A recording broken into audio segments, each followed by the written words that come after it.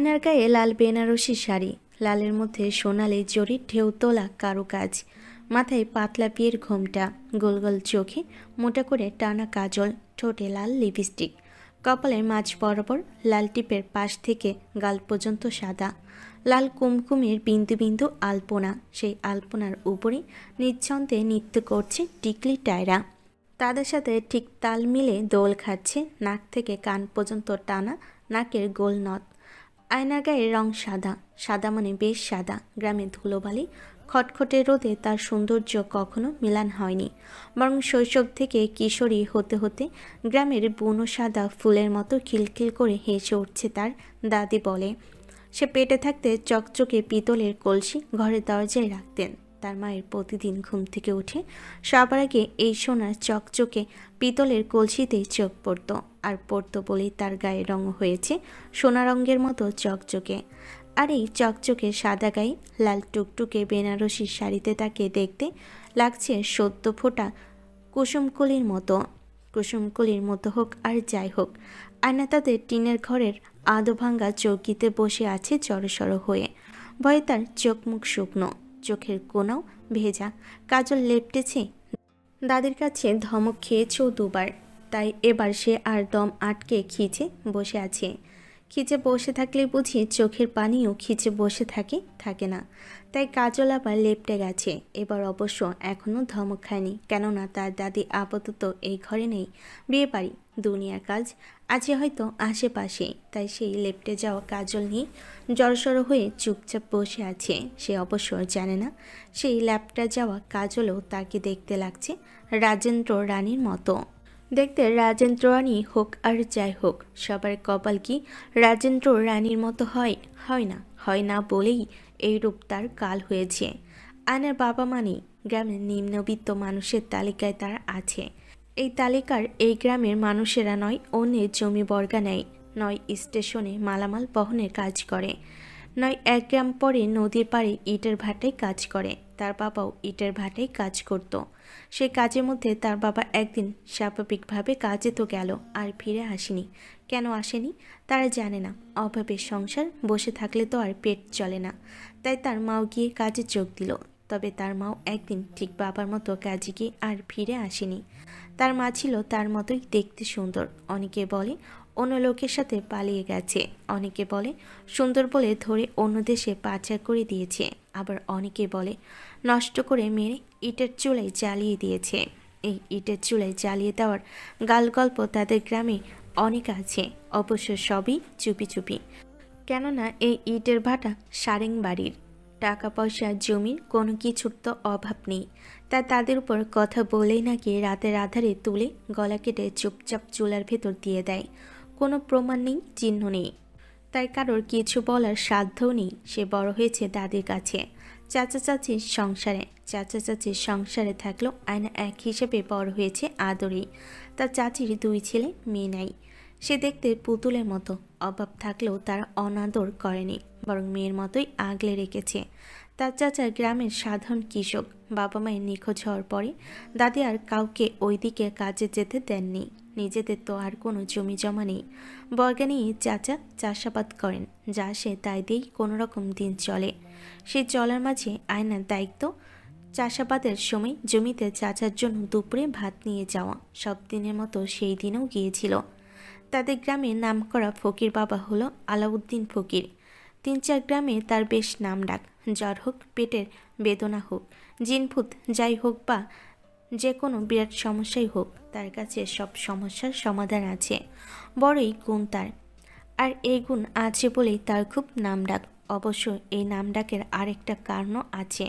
সে কারণটা হলো তার সখী জৈতুন আরা বেগম, সারেংবাড়ির আর এক হিসেবে মিঠাপুকুর গ্রামের মাথা। ভয় হোক আর সম্মানে হোক, তাদের সাথে কেউ লাগতে যায় না, তারা থাকে তাদের মতো। গ্রামের অধিকাংশ জমি তাদের জমি বর্গা নিয়ে গ্রামের মানুষ খেয়ে পড়ে বেঁচে আছে, আর যাদের দয়ায় বেঁচে থাকে তাদের সাথে লাগতে যাবে কে? যাই হোক, সেই মাথা জয়তুন আরা বেগম তার হাতের মুঠোয়। তিনি যেই পরামর্শ দেন জয়তুন আরা বেগম তা অক্ষরে অক্ষরে পালন করেন। তাই তিনি ফকির বাবা হলেও সারেংবাড়ির মানুষের মতো সবাই তাকেও খুব সমীহ করেন। সারেংবাড়ি আর তাদের গ্রাম একই, তবে তারা থাকে গ্রামের একেবারে শেষ চকের সাইডে। এখানে জমির দর কম, তাছাড়া বাড়ির কাছ থেকে চাষবাদ করাও সোজা। তাই তার চাচারা অনেক আগে গ্রামের লোকালয় ছেড়ে এদিকে এসেছিল। শুধু তারা না, তাদের মতো অনেকেই এসেছে। তাই আয়নার গ্রামের দিকে যাওয়া হয় না বলেই চলে। আর হয় না বলেই সারেংবাড়ি নিয়ে বর্তমানে তার কোনো ধারণা নেই। তবে আতঙ্ক আছে, কেননা অনেক গল্পের মধ্যে আরেকটা গল্প হলো, অনেকেই বলে তার বাবাকে সারেংবাড়ির মানুষেরাই মেরেছে।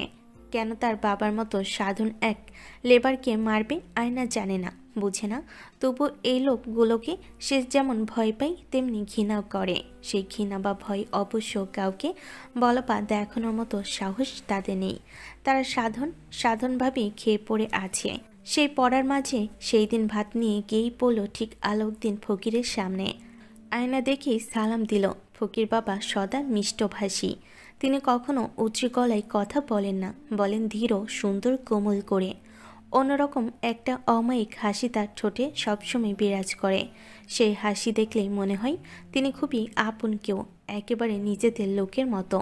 তাকে ভয়ের কিছু নেই, তবে সমস্যা এমনিতেই বলা যায়। সে সেই অমায়িক হাসি ঠোঁটে রেখেই কোমল সুরে সালাম নিয়ে বলল, তুমি বশির ভাইয়ের বেটে না? আয়না হেসে মাথা দোলালো। এত বড় হইলা কবে? কিছুদিন আগেও দেখলাম ডোবা পুকুরে ডুবে ডুবে কানামাছি খেলছো। আয়না খিলখিল করে হাসলো। কথা সত্য, পুকুরে সাঁতার কাটা তার পছন্দের কাজ। আগে তো পুকুর দেখলেই ঝাঁপিয়ে পড়তো। দিনে 2-3 বার গোসল এমনিতেই করে ফেলতো। এখন অবশ্য বড় মা রাগ করে, তা এখন একবেলাই ঘাটে যায়, দাদির সাথে নয় বড় মার সাথে। আলাউদ্দিন ফকির তার খিলখিল হাসির দিকে কিছুক্ষণ নিশ্চুপ তাকিয়ে রইলেন। তারপর তার আগের মতোই কোমল সুরে বললেন, কোথায় যাও? বড় বাবারে ভাত দিতে।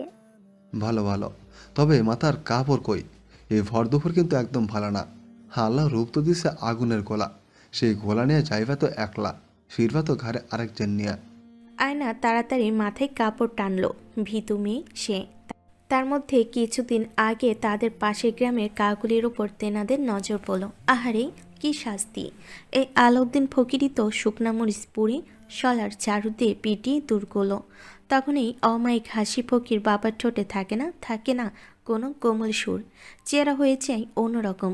তখন তাকে দেখলে আপন মনে হয় না নিজেদের কেউ, মনে হয় তখন সে অন্য জগতের বাসিন্দা। তাই আয়না খুবই সাবধানে থাকে। তার দাদি বলে, রূপবতী মেয়ে দেখলে তারা ঘাড়ে চাপতে না পারলে দূর থেকে নজর করে। তাই তো সে দুপুর সন্ধ্যা খুব মেনে চলে। সে মেনে চলাই তার খুব একটা অবশ্য কাজ হলো না, কেননা সেই দিন দুপুরে যার নজর পড়ার তার তো পড়ে গেছে।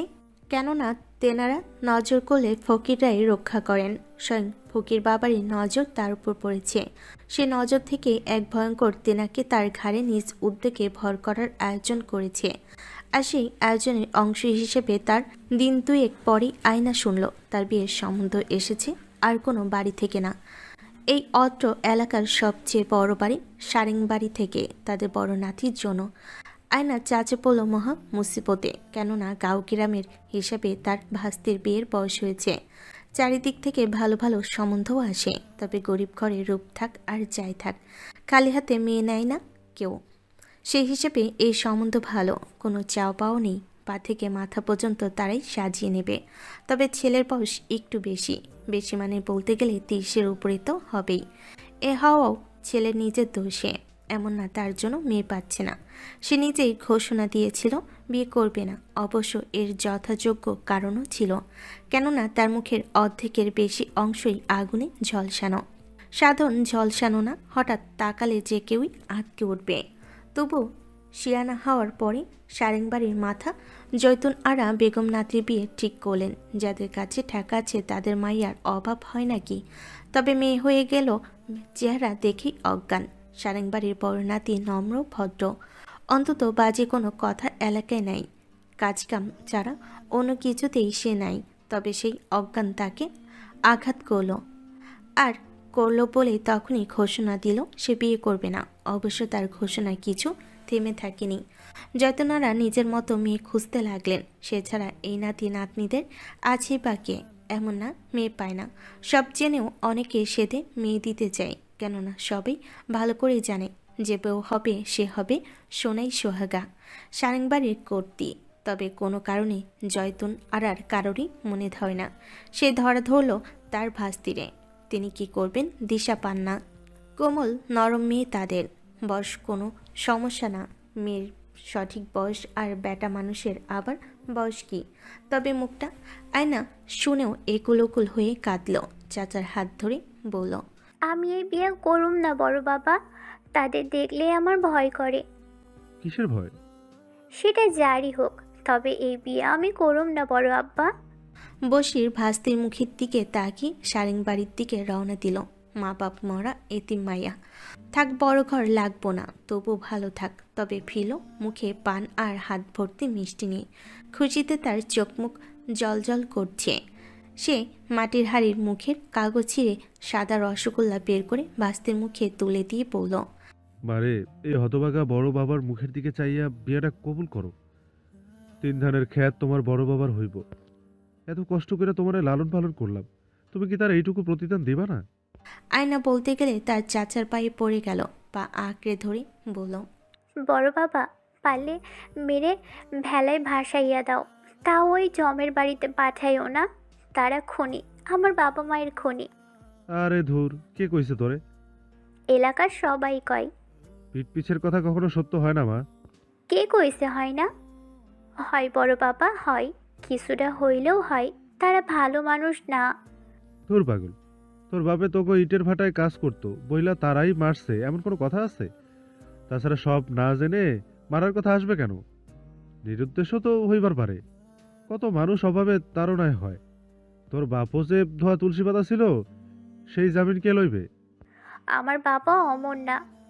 ছিলি তো করের আঙ্গুলের সমান, কি জানিস তুই?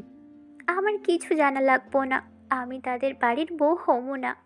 আচ্ছা ঠিক আছে, তোর বাপে অমর না, তবে 1 গ্রাম পরে ইটের ভাটা, রাস্তায়ও তো কত কিছু হতে পারে। তাছাড়া সামান্য মানুষ আমরা, আমাদের মেরে তাদের লাভ কি?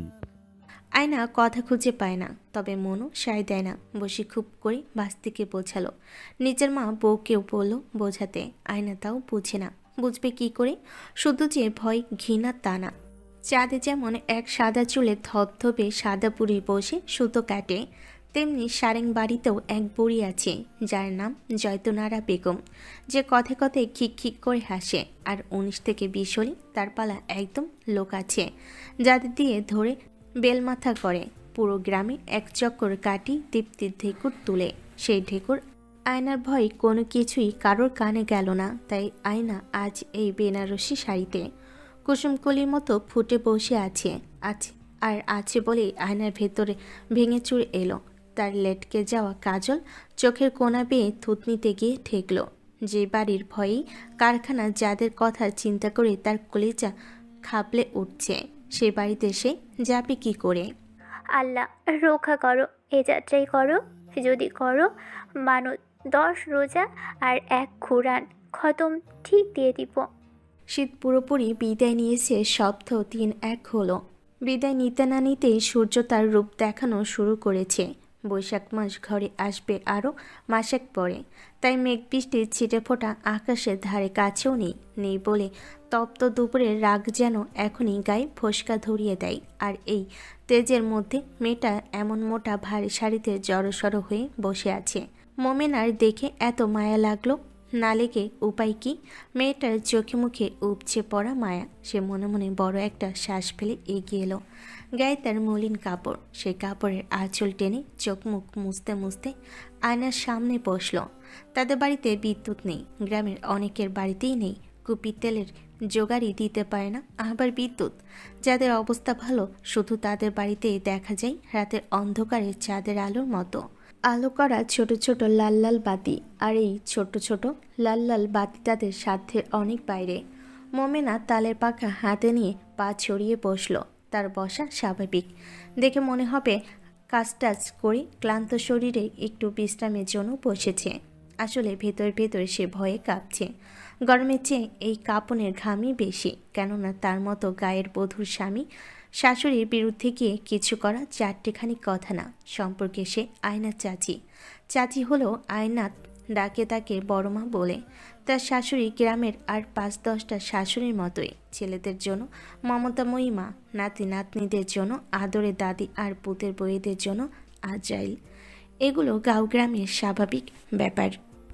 মুরব্বী তারা, বাঁচবে কয়দিন, তারা একটু এমন করবেই। এগুলো যে মেয়ে মানি